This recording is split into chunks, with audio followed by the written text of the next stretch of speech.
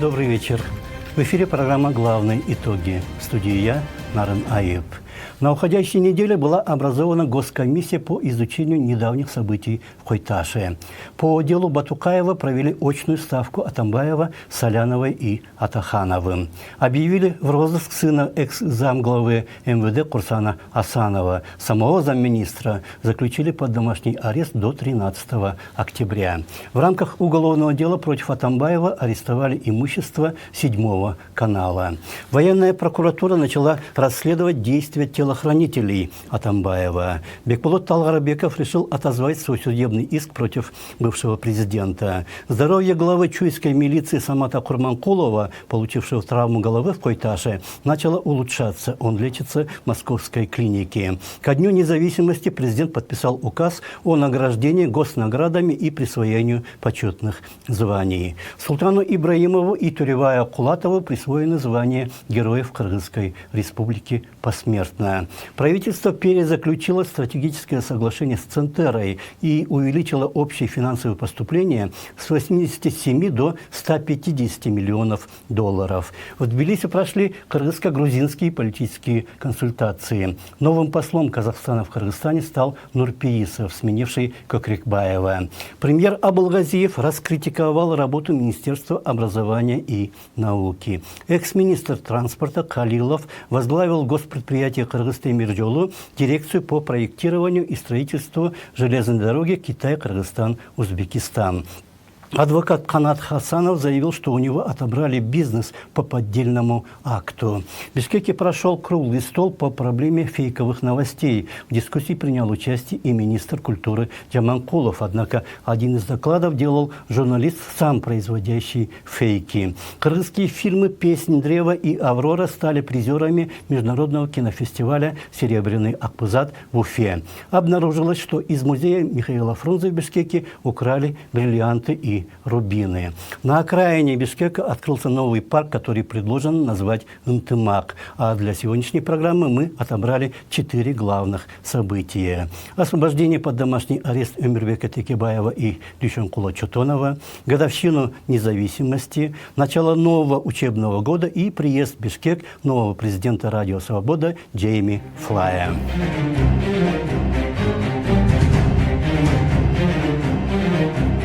Өмирбека Текебаева освободили под домашний арест, и он поблагодарил членов своей партии. Кыргызстан отметил очередную годовщину независимости.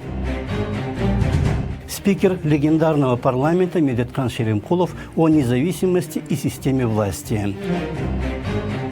Каждый новый учебный год Кыргызстан встречает со старыми проблемами. В последнее время ситуация в сфере образования улучшается. Интервью с Алмазом Таджибаем.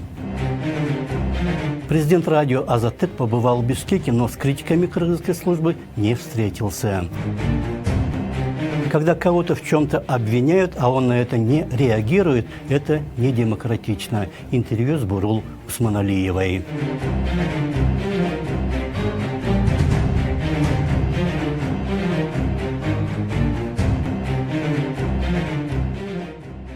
10 дней назад, 21 августа, Верховный суд рассмотрел дело Өмирбека Текебаева и Дюшенкула Чотонова по вновь открывшимся обстоятельствам и отменил все предыдущие решения по этому делу, как районного, так и городского, а также собственное решение, по которому они в июле 2017 года были оба осуждены к 8 годам лишения свободы. Уже через неделю, 29 августа, Первомайский районный суд приступил к делу с чистого листа и для начала принял решение, что оба политика могут быть переведены на время рассмотрения их дела под домашний арест. Освобожденных в зале суда Текебаева и Чотонова встретила ликующая толпа. Первое заседание суда назначено на 12 сентября, поэтому Текебаев выехал в Джалалабад для встречи с родственниками и вернется в Бишкек 3 сентября. То, что дело Текебаева и Чотонова было сшито белыми нитками, видели и понимали все, поэтому было бы вполне логично, если их освободили руководили хотя бы помилованием сразу после смены власти. Но тогда еще не было открытого противостояния между нынешним и прежним президентами. Поэтому следующая возможность возникла в конце прошлого года, когда экс-президент Роза Отунбаева и лидеры всех фракций Жогорку Кеңеша обратились к президенту с просьбой помиловать Текебаева, даже если он этого не просит. А он наотрез отказывался что-либо у кого-либо просить. И вот новая возможность возникла после того, как великий возмутитель всякого спокойствия 8 августа сам попал за решетку. Выйдя на свободу, Текебаев выразил благодарность членам своей партии.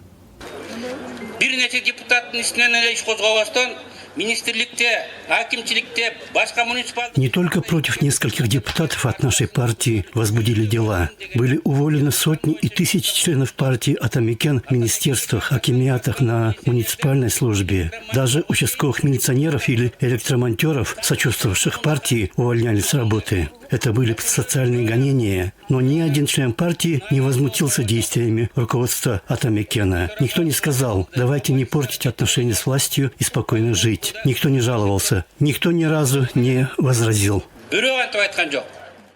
Вчера Кыргызстан отметил очередную годовщину независимости. Принятие всех основных атрибутов независимой страны, первой суверенной конституции, своей национальной валюты, государственных символов, герба, флага, гимна пришлись на первые годы независимости, поэтому и называют сейчас принявший такие решения тогдашний парламент легендарным.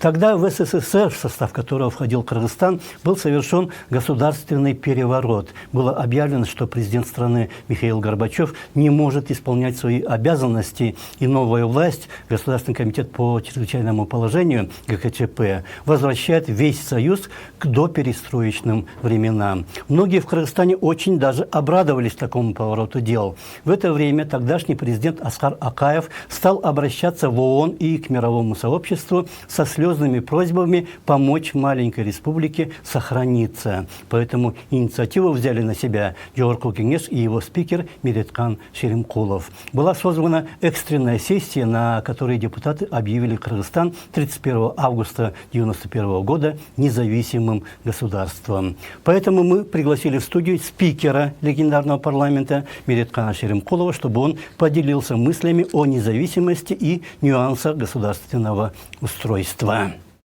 Добрый вечер. Спасибо, что пришли к нам в студию. Вот страна отметила очередную годовщину независимости. Прошло 28 лет. Вы были в то время, в 1991 году, когда принималась эта декларация независимости, спикером парламента. И именно парламент принимал эту декларацию. Какие выводы вы за эти прошедшие 28 лет для Кыргызстана могли бы сделать? Что хорошего, что плохого случилось? Да, главные моменты. Действительно, наш народ отметил 28-ю годовщину принятия декларации о независимости Кыргызской республики. Вы хорошо помните, мы к объявлению нашей республики независимым государством шли долго. Если взять длинную историю, практически, наверное, столетиями, веками, тысячелетиями кыргызский народ шел к приобретению своей независимости, своей государственности. Это большая история. Что касается последних 28 лет, да, парламент Кыргызской республики, который вошел в историю как легендарный, действительно за свои заслуги, за колоссальную работу, за принятие судьбоносных решений, именно этот парламент вошел в историю кыргызского государства как легендарный. И среди многих документов исторического характера, исторического значения, конечно, во главу стоит именно Декларация о независимости. И этот же парламент принял потом в 1993 году первую конституцию Кыргызской республики, независимого Кыргызстана, утвердил символы нашей республики, герб, флаг, знамя нашей республики. В мае 1993 года мы ввели свою национальную валюту СОМ. Мы ввели свою национальную валюту одним из первых среди бывших союзных республик. И это тоже было воспринято другими нашими соседними государствами очень болезненно. Тем не менее, легендарный парламент, он действительно стал легендарным благодаря своим принятым решениям за те заслуги, которые этот парламент, депутаты этого парламента совершили именно первые годы, первые шаги нашей страны. Ведь, вы хорошо помните, депутаты этого созыва, 12-го созыва, на первую свою сессию собрались 10 апреля 1990 года. Это был советский период. Советский Союз, никто даже в голову не приходило, что эта великая держава может распасться, правильно? Да.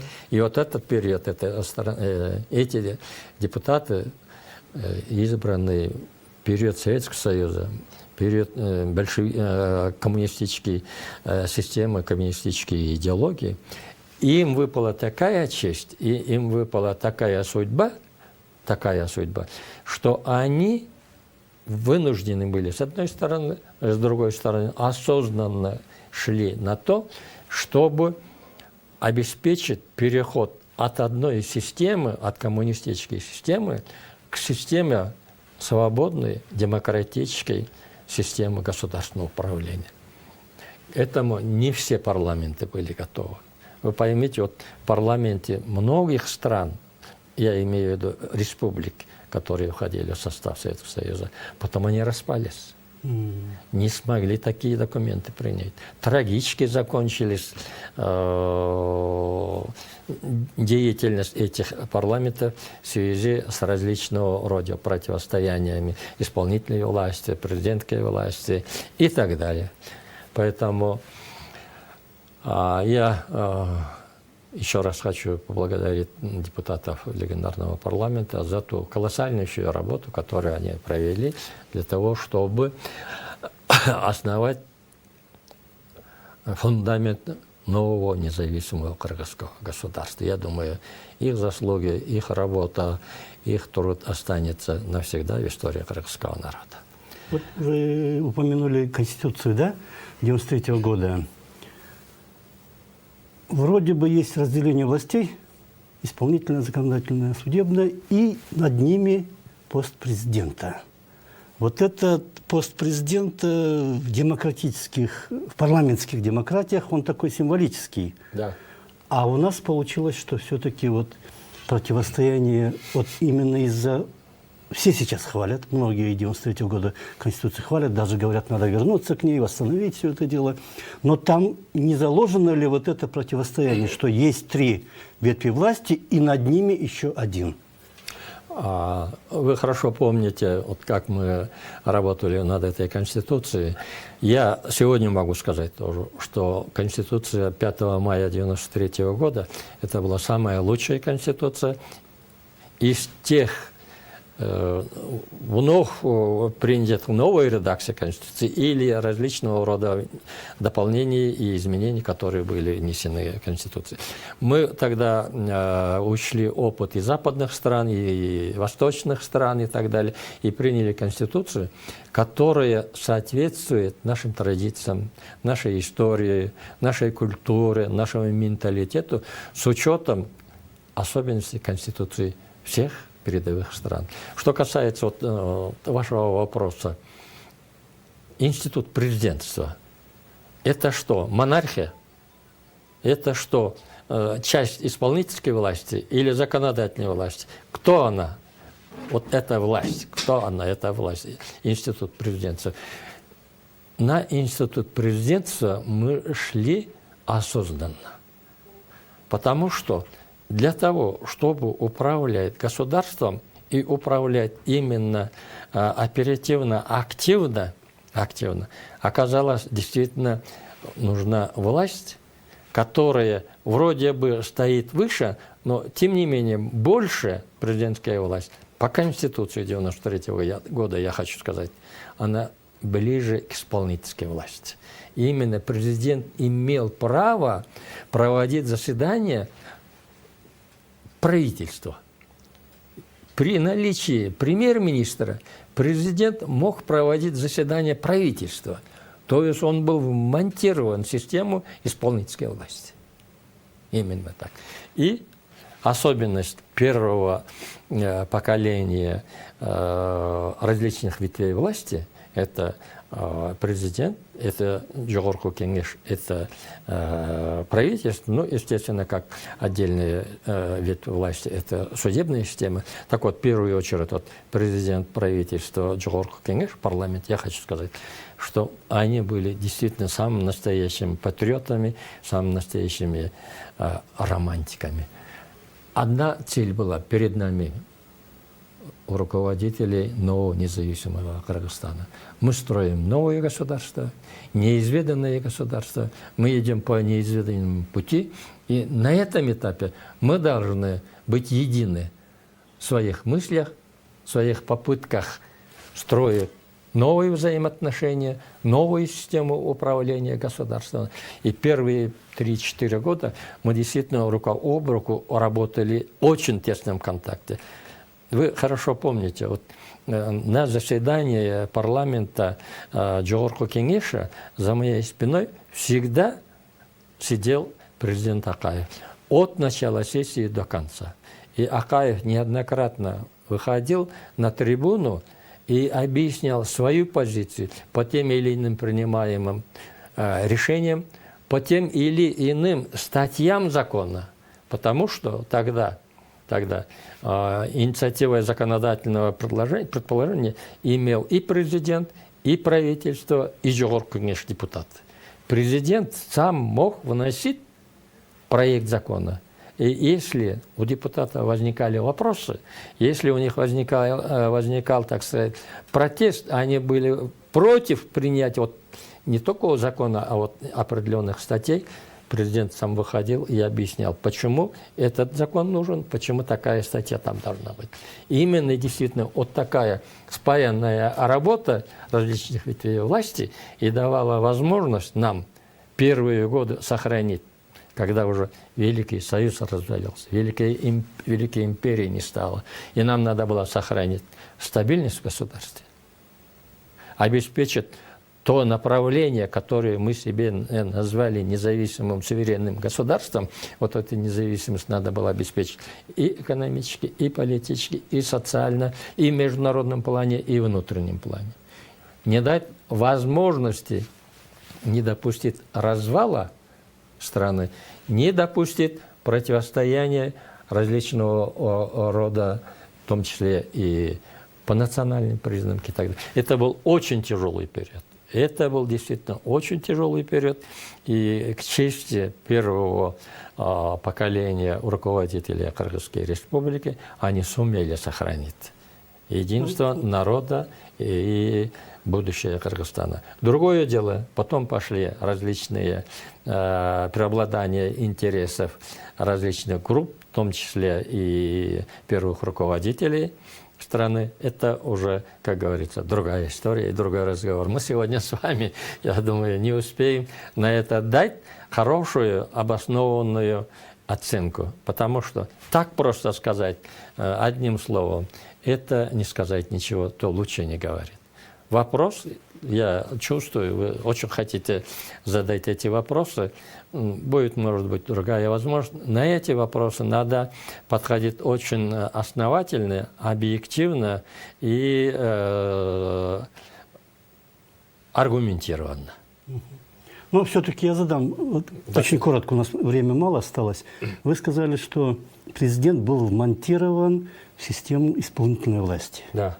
Получилось так, что многие решения принимал президент, да, а отвечает всегда премьер. Да. И чуть что, правительство, да, чуть что отправляют в отставку премьера, или сколько у нас уже сменилось, да, премьеров за эти 28 лет, а президент почти ни за что не отвечает. Вот это изначально не было вот вмонтировано в эту систему. Вот это монтирование и усиление президентской власти началось после того, как легендарный парламент ушел. В 1995 году, 26-27 декабря, президент Акаев был избран на второй срок. Уже 10 февраля 1996 года он внес изменения в Конституцию путем референдума, и откровенно он говорил, обращаясь к народу, что мои полномочия напоминают полномочия королевы Англии, что у меня никаких полномочий нет и так далее. И народ это поддержал. Поддержал. Потом уже Акаев неоднократно проводил референдум, и они привыкли к тому, что референдумом, оказывается, можно провести любое решение. Если бы через парламент, это было бы намного сложно. Да. Намного сложнее это было бы, потому что каждый депутат бы говорил свое мнение, это допустимо, это недопустимо. А когда на народ упускается, плюс еще работает административный ресурс, любое решение на референдуме можно было набрать 90-95%. Если даже практически этого не было. От усиления президентской власти, чрезмерное усиление власти привело к тому, что первый президент, усилил власть президента настолько, что у него не хватило ни сил, ни возможности, ни ума удержать эту власть. Вот в чем дело. Вот вопрос. Действительно, мы, республика, имея в виду, потом превратились в настоящую авторитарную систему нашей государственности. Это привело и к 2005 году, это привело и к 2010 году. Потому что и второй президент, сосредоточив в своих руках колоссальную власть, они не смогли как следует пользоваться, управлять этой властью, направить возможности этой власти на созидание, на будущее народа, на будущее государства. А направили это на собственные личные, семейные, клановые интересы. В этом и трагедия и этих президентов, и в этом, к сожалению, сложность, трудность, которые выпали и на судьбу нашего народа, и на будущее нашего государства. Мы до сих пор не можем избавиться от тех последствий, которые были заложены именно в период первого-второго президентов, потому что даже Конституция, принятая в 2010 году, утверждение, что мы перешли на парламентскую форму правления, не соответствует действительности. Преждевременно, да. Она декларирует, но не реально. Она не преждевременно, она временно, современно, своевременно, но она не действует просто, потому что идет вот по инерции. Как был президент, всенародно избранный, входит в его функции, те или иные моменты не входят, народ на это не смотрит. Народ, президент есть, с него и спрос. И президент, даже сегодняшний, нынешний президент, несмотря на то, что некоторые вопросы, особенно хозяйственного направления, не входят в его функции, он обязан, он вынужден, не только обязан, вынужден заниматься этим, потому что подпирающие его, помогающие ему, исполняющие эти указания, эти законы, эти решения и парламента, и президента, наше правительство, к сожалению, во многих случаях оказывается не на высоте. И поэтому президент вынужден заниматься теми вопросами, которые, может быть, сегодня и не входят в его обязанности. Спасибо вам большое. У нас время ограниченное, но действительно мы отдельно, может быть, еще сделаем более широкое интервью. Уважаемые радиостанции, еще раз я вас поздравляю искренне прошедшим нашим праздником, праздником независимости. Это великий праздник в судьбе каждого народа, каждого государства. Только один раз в жизни бывает один праздник. Это праздник независимости. С праздником вас. Спасибо большое. Только раз бывает праздник независимости, а в году только раз бывает День знаний. Сегодня как раз 1 сентября, а завтра, с понедельника, начинается новый учебный год. В преддверии Дня знаний правительство объявило, что в стране до конца года будет построено более 10 новых школ. Но почему они не вводятся в строй к 1 сентября, а в декабре, к концу года, никто про школы и забудет про новые школы и не будет спрашивать. И такое повторяется почти каждый год. Каждый год в конце августа обещают решить к следующему учебному году проблему нехватки учебников, и каждый год эти обещания просто повторяются. Из-за чего кыргызским детям приходится учиться по учебникам, напечатанным в других государствах, которые приходится еще и адаптировать к кыргызским условиям. При этом тоже возникают дополнительные ошибки. Проблем в сфере образования выше крыши. Это и отбор кадров, которые работают в школах и дошкольных учреждениях. Учителей школ постоянно не хватает, ремонт зданий школ затягивается, и даже то, что успели сделать, такого качества, что здания начинают разрушаться чуть ли не сразу после ремонта. И совершенно непростительные ошибки при печатании новых учебников. О чем вообще можно говорить, если мы не можем решить даже вопрос горячего питания школьников? На это выделяется из бюджета 475 миллионов сомов в год. В стране имеется 1 миллион 220 тысяч школьников.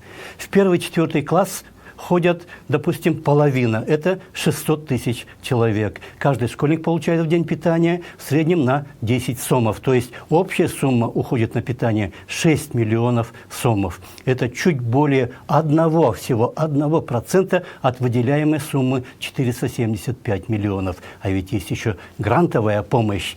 С таким отношением к образованию и к детям в стране ничего невозможно поставить на нормальные рельсы. Обсудить вопросы образования мы пригласили в студию политолога Алмаза Таджибаева, который несколько лет был членом Общественного совета при Министерстве образования.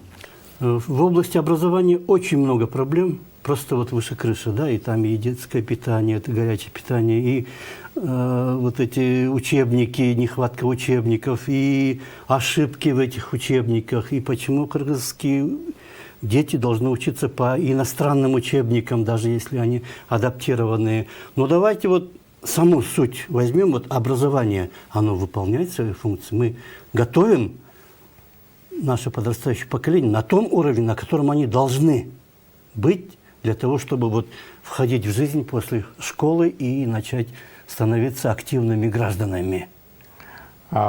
Значит, это большая проблема. 28 лет система образования финансировалась очень плохо. И те, которые сейчас нехватка и профессиональных кадров, да, или которые мы критикуем, и вся помощь, и система образования, в том числе, как и другие госорганы, пронизана коррупцией, всякие проявления непотизма. Вот это как во всех областях жизни, но если взять последние годы, тенденция к улучшению идет, несмотря на вот существующие недостатки, которые мы все время говорим. Да? Если возьмем, были в 2017 году оценка начальных классов, то уровень образования она повысилась. Если вот по каким критериям?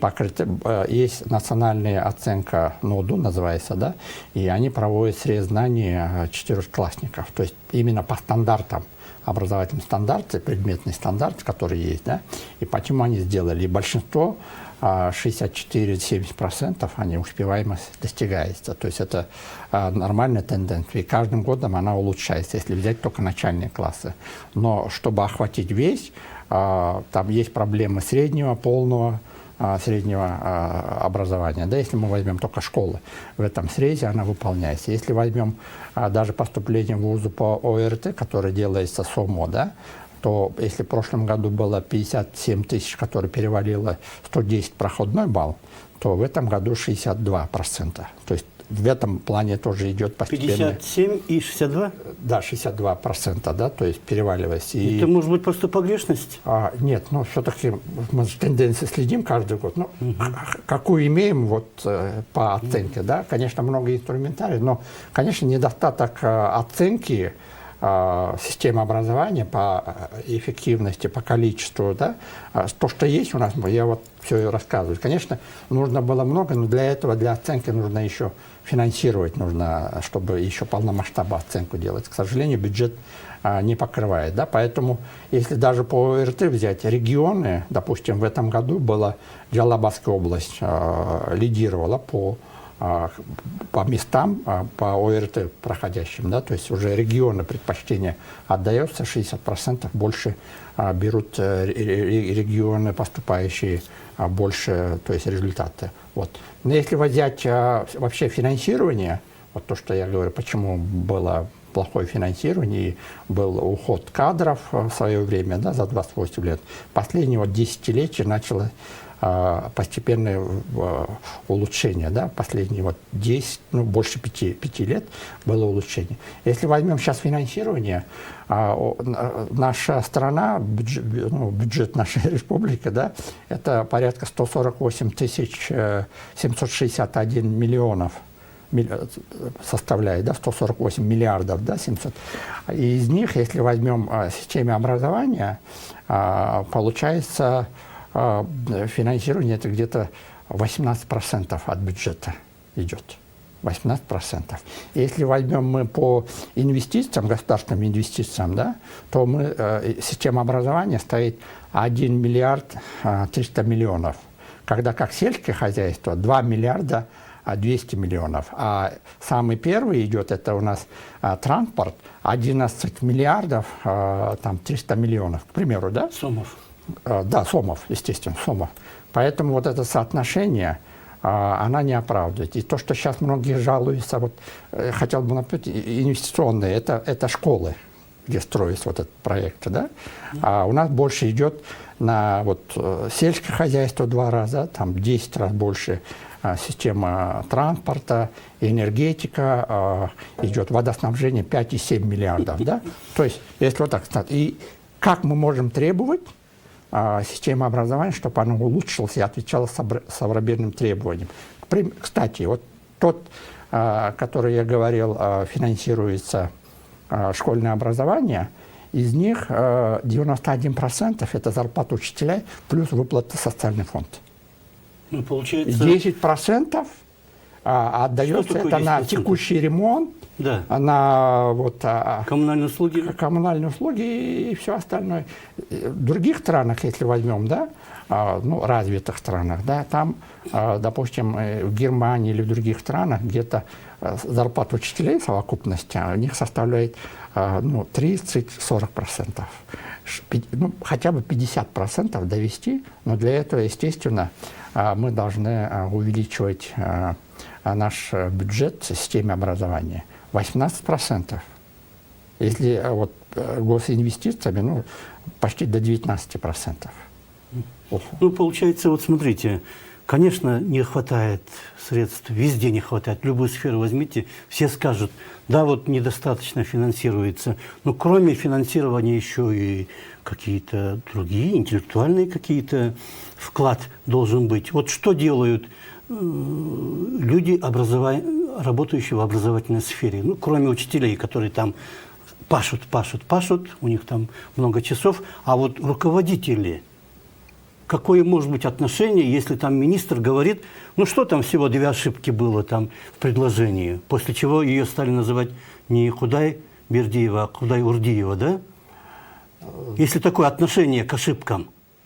Ну, ошибки, если, я понимаю, у нас 6 миллионов населения, да, и все связаны каким-то, либо со школой, самый первый. Если возьмем, что школьное образование, это целая, ну, как бы, такой армия, да, которая составляет, вы представляете, 108 тысяч учителей, 106 тысяч учителей, получается на 1 миллион 600 учеников. Это студенты, воспитанники и учащиеся школ, да, представляем. Из них в школе 80 тысяч учителей – это школьная система образования. Возьмем. Ну, это получается где-то на 15 человек 1 учитель.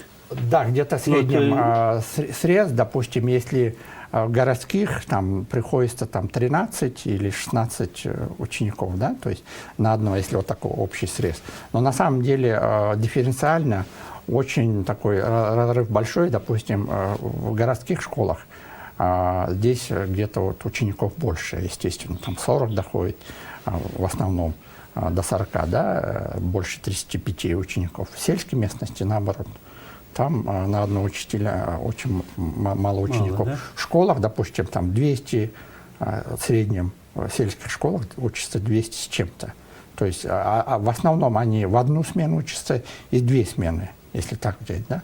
А в школах у нас 3 смены, и даже я вот слышал в разговорах, даже 4 смены есть школы. Вот. И вот этот денег, нехватка на инфраструктуру, на строительство этих школ, да, которые именно в городах, нехватка, это большой вопрос. И поэтому вот это все, если по уму распределять и больше финансировать, тогда мы получим. И нужно взять, если вот вы говорите ученики, да, дело в том, что только вот ближе к 2015 году реформы идут, мы перешли к компетентному подходу. То есть не знания, как раньше нас учили в советское время, да, а именно применение этих знаний на практике.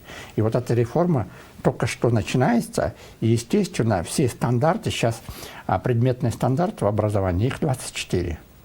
Вот там где-то порядка из них 10 это старшеклассников, ну, по 5-9 класс, то делится.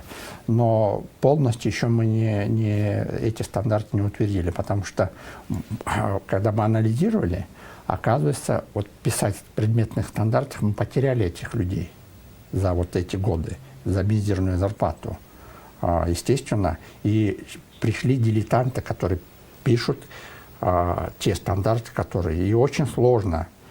Тем более на общественных началах, допустим, есть при министерстве есть общественный совет, да, по стандарту и качеству образования, да, и они сейчас несут себе большую ответственность перед общественностью, но они на общественных началах просматривают. И там тоже все равно не хватает по всем предметам, то есть там специалисты.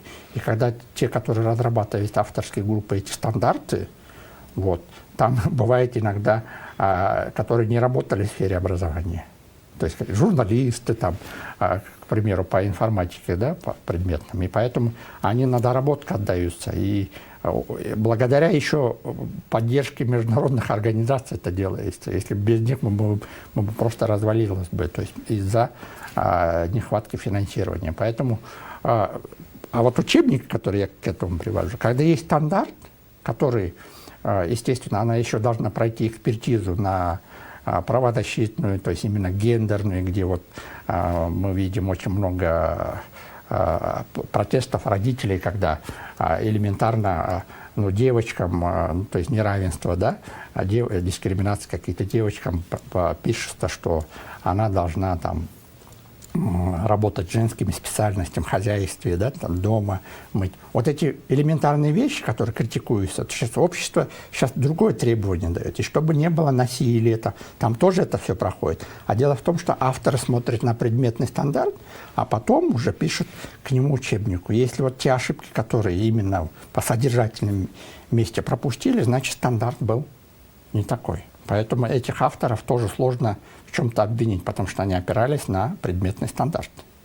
Соответственно, и еще проблема, то, что этих авторов учебников, то есть обучением еще должно быть. И это последние вот за 4 года начали задумываться, чтобы их обучать. И еще конкурс. Обучать авторов учебников? Да, и сейчас вот Кыргызская академия образования, Токтамамбетов, да, то есть они должны проходить. И еще очень много сейчас вопрос делается, министерство, делаются классификаторы. Вот начальные классы помощи, я знаю, проект американцев USAID, да, то есть они составили классификаторы, чтобы это помощь авторам, что должно быть, что не должно быть. Да? То есть вот эти классификаторы составили, это только для начальных классов. Ну, если такие начинать углубляться, конечно, будут проблемы. Там солдат может сказать, я не выполнил свой приказ, там, стоя в карауле, потому что у меня камешек попал в сапог, и я не мог там нормально бегать. Ну, я не знаю, общее руководство должно быть так, чтобы все эти проблемы, не было таких проблем. И сейчас вот если они не могут этого сделать, они не руководители. Естественно. И сейчас вот эта система, допустим, общественный совет, который работал с министерством и министром, естественно, за эти годы, министр Кудайбердиева, она воспринимала и меняет. Но дело в том, что, смотрите, функционер, ну, чиновники, да, в этой системе, они, то есть, тушат пожар, который нужно было давным-давно, то есть это сейчас Он не должен был возникать, этот пожар. И получается, они тушат этот пожар.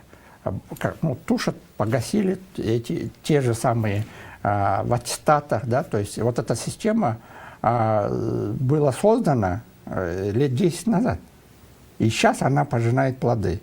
И вот сейчас меняется, но этот результат придет через 5 лет. Но, может быть, и ситуация может измениться, поэтому никто не застрахован. А там просто вот по аттестатам, да, допустим, выпускается учкун. Да не будем аттестаты говорить, да. Это все виноваты, все. И в первую очередь министерство, которое не проверило ничего.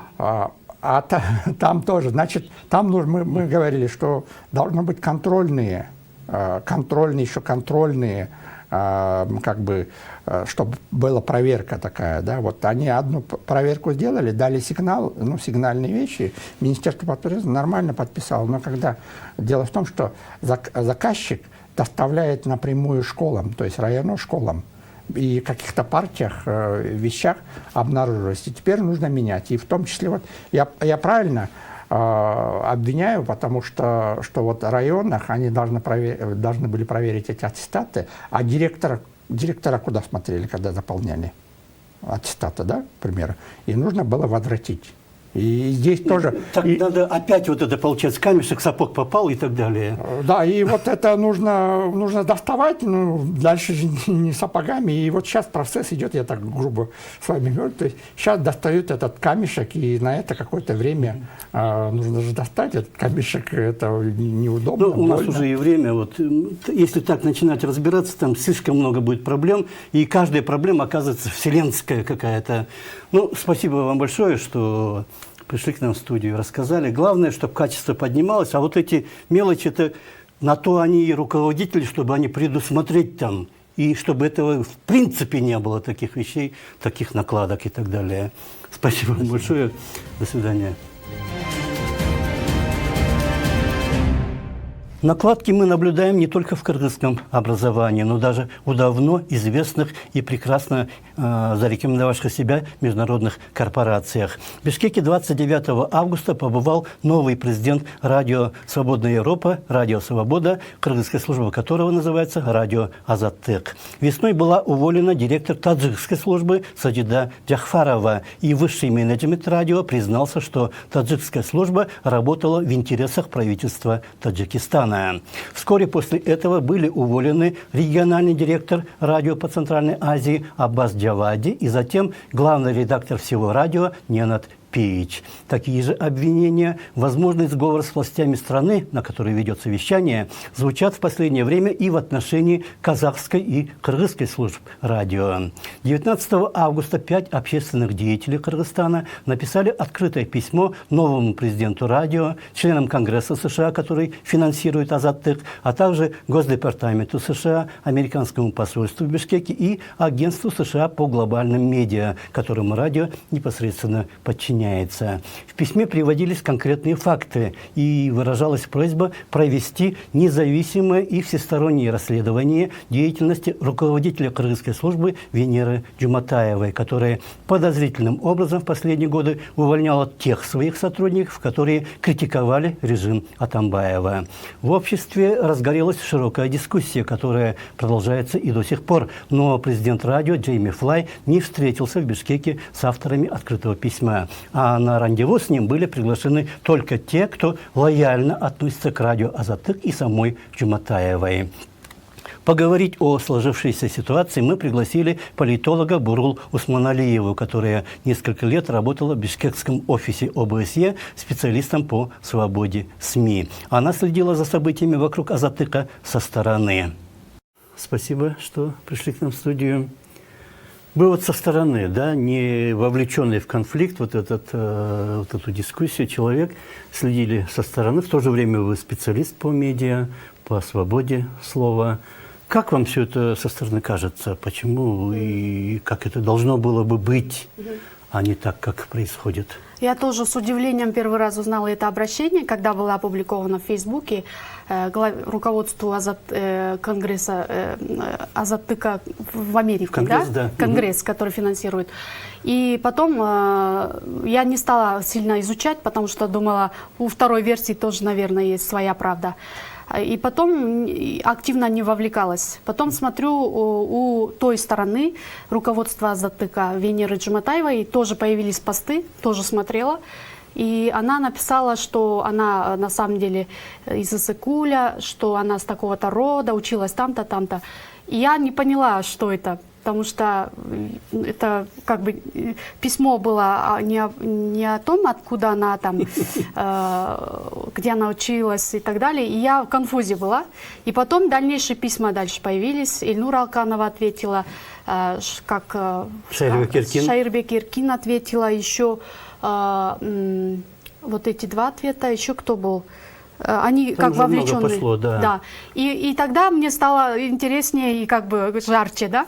И я старалась не брать сторону, потому что я не знала ближе, что там происходит у стороны этих авторов письма, 5 человек, да. И Венеру Джуматаеву я тоже со стороны знаю, мы в теплых отношениях хороших, но как бы лично не пересекалась, и это я нейтральна, да, ко всем сторонам. И старалась очень понять как бы мотивации или нюансы всех сторон. И мне, как, во-первых, человеку немножко разбирающимся по свободе слова и по институтам демократии, еще как вообще гражданину, стало интересно, вот в чем суть конфликта. И получается так, что стороны конфликта, это одна сторона, это авторы письма и жертвы этих увольнений. Другая сторона – это руководство Азатыка, нынешний руководитель в Бишкекском бюро Венера Джуматаева. И, она не в Бишкекском бюро, она в Пражском бюро. в Пражском бюро. В Бишкекском Айзата Касмалиева. Хорошо. Ну вот о Венере Джуматаевой идет речь. И получается, под вопросом стали суть этих аргументов, по моему, да, наблюдению, это то, что региональный вопрос, что дисбаланс, да, что только представители одного региона там доминируют, а других как бы под разными предлогами как-то они увольняются и так далее. Второе – это кадровые решения, что во время ее правления были загадочные увольнения, о которых сейчас становится известно. И третий вопрос был, это тоже кадровый, но который связан с пражскими кадрами, которые прошли обучение, практику в Праге. И я так анализирую. И получается, поляризировались стороны.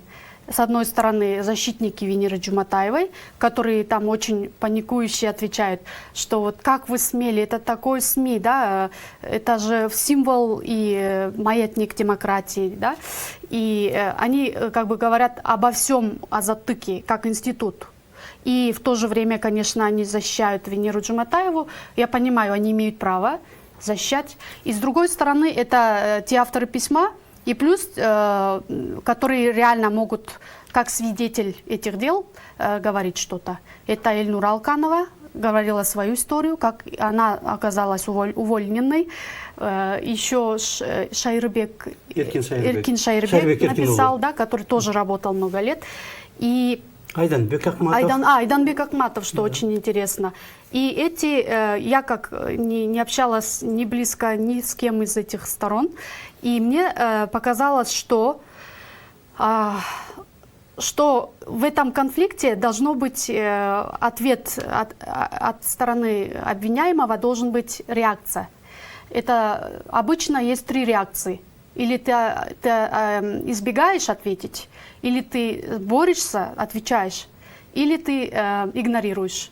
И сейчас то, что происходит, это игнорирование. Это, то есть, открыто в посте написано, что Венера Джуматаева говорит, очень много вопросов, у меня нет времени на это ответить, и мне некогда.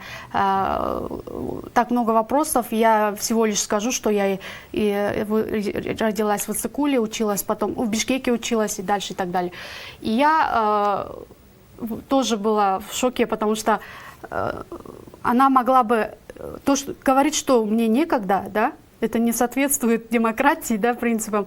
То есть, если вышли подозрения по ее управлению, вот такие-то, ее обвиняют в чем-то, она должна была также публично ответить, ладно, пост не надо, могла бы пресс-конференцию какую-то сделать, да. И я бы, как нейтральный человек, хотела бы послушать ее версию. В каких обстоятельствах она и по каким поводам уволила Айданбека Ахматова, который стал лучшим журналистом в 2016, а в 2017 он увольняется, его увольняют. Или Эльнура Алканова, который очень громкие расследования делала. Расследовательская журналистика – это космос журналистики.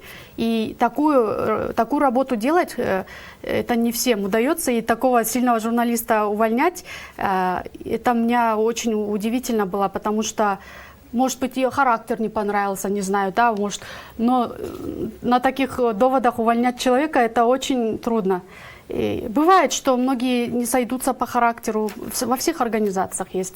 Но то, что таких журналистов увольнять при очень негласности, то есть не объясняя им, почему это было, для меня это реально, как гражданину даже, вызывает тоже подозрение, потому что Азаттык как институт, он символизирует демократию, да, свободу слова. Это BBC и Азаттык у нас, кажется, в стране как флагманы. И мы имеем право, как граждане, если там возникли подозрения, тоже поднять эти вопросы, свободно, спокойно обсуждать. И не как вот это вот нетрогаемое что-то, да, как вы смеете, да. Мы должны тоже, если подозрение есть, дать им тоже пар, дать им тоже выпустить. Если факты совпадают, какие-то вещи, которые там они обвиняют, если они как-то совпадают, мы должны и тоже послушать их. А вторая сторона должна ответить. Ладно, не надо лично там, но какой-то публичный ответ должен был быть. Вот там одно из обвинений, что они сотрудничали и лояльно очень относились к прежнему президенту. Многие это говорят, даже простые жители в селе или даже эксперты, что вот слишком лояльно освещалось, например, хотя бы события в Койташе до того. Или вот с Эльнурой Алкановой я разговаривал, она говорит, когда ее увольняли, была беседа, и Джуматаева ей сказала, что если мы пойдем на конфликт из-за твоих расследований с властью, они могут закрыть наше бюро, там работает 60 человек, они останутся без работы, я не могу там рисковать судьбой этих многих людей из-за тебя одной. Ага. Ну и она как бы вот поняла, ну ладно, раз я такая оказалась костью в горле, неудобная, и молча ушла. А потом, когда выявились другие факты, тем более это же растрата средств. Да, пригласить людей в Прагу, платить целый год зарплату, проживание, перелет, только для того, чтобы потом уволить. Это что за вот теперь хозяйственная деятельность? Этим вопросом, да, кадров. На самом деле многие международные, да, тоже являются, как бы подгибаются под власть, я это наблюдаю. И то, что это произошло и стало известно через сколько-то лет, мне это очень радостно, хоть 2 года, 3 года прошло, потому что эти действия, они должны думать, будущие люди, что так нельзя делать, когда ситуация политическая давит, что не надо на компромисс идти. Потому что если власть поменяется, эти преступления или как эти вещи выявятся. Да. И Я сильно не знаю, насколько они односторонне были в сторону Атамбаева, но эти факты, несколько вещей меня стали в этом убеждать. Эти расследования, которые делала Эльнура Алканова, дача Су, про таможню и про... еще третья была про... какая тема была? Я вот... таможня и еще что-то было. Я даже смотрела их на сайте, ссылка у меня была, когда их еще не убирали, я смотрела. И она эти расследования делала с Уланбеком Бекзбаевым. И потом то, что эти расследования по содержанию были против той власти, получается, они управление той власти расследовали, и они были убраны. Да. Это факт, который Мало показывает... того, некоторые другие расследования, которые они совместно делали с Уланом Егизбаевым, ее имя потом убирали. ее из титров убрали ее имя, которое... Почему? Да. Вот, во-первых, она, наверное, не понравилась. Да. И, может быть, да, вот я думаю, что не понравилась. Может, такая дерзкая журналистка, может быть, не всем может нравиться. И, во-вторых, по содержанию контенту, она то, что неугодную контент убирает, это и идет на компромисс с той властью и говорит: извини, это если я тебя не уберу, то на кону судьба 60 человек, да? Это значит, что этими принципами, которых мы гордимся, там вешаем, говорим флаг, поднимаем, да. И мы сами не придерживаемся, и потом это всплывет же, и всплыло же, получается. И поэтому это очень печально, что эти контенты, не нравящиеся той власти, были убраны с сайта такого независимого СМИ. Это вызывает на самом деле подозрения. И мне кажется, ни один институт не освобожден от подотчетности перед обществом. Даже если кыргызское общество не финансирует это. На кону доверие. А доверие — это дороже денег. И я рада, что через сколько-то время всегда вот даже всплывает, и какие-то люди написали. И сейчас говорят, это власти готовят, чтобы своего человека поставить. Но эти авторы, да, все трое, они не во власти, во-первых. Если мы их хотим считать околовластными, то очень сильные там люди, которых я знаю, они ни при какой власти. Независимые, вот, да? Например, там один из авторов, Манас Саматпаке. Но он ни при какой власти всегда критикует любую власть под разными темами. Я бы не считала, что он там провластный и хочет понравиться. И там Адилет Айтикеев, да, один из авторов. Да. И Бегалы Наргузуев, Талда Акеров, Бектур Асанов. Да.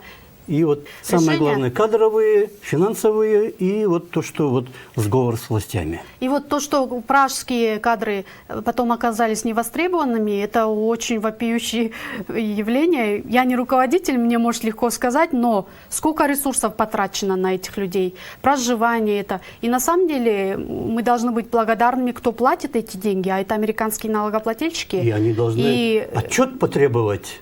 Почему вы потратили деньги для того, чтобы уволить человека? И потом эти кадры при приезде оказались ненужными, то это очень большой сигнал и подозрение по кадровым решениям, да? И финансовым. Спасибо вам большое, что пришли нам, ответили, выразили свое мнение по этому вопросу. Будем следить, что будет дальше. Спасибо большое. До свидания. Сигналов и подозрений накопилось достаточно много. 23 августа на Пятом канале вышел авторский материал о возможном сговоре руководства Кыргызской службы радио «Азаттык» с режимом Атамбаева. Он был подготовлен на основе открытого письма, опубликованного 19 августа. Специальный сайт, призванный изобличать фейки и манипуляции, сайт «Фактчек», якобы скрупулезно исследовал этот материал, однако отбросил все ссылки автора на открытое письмо, приписал ему все, что говорилось и показывалось, и сделал вывод, что чуть ли не каждое предложение и выражение материала – это манипуляция.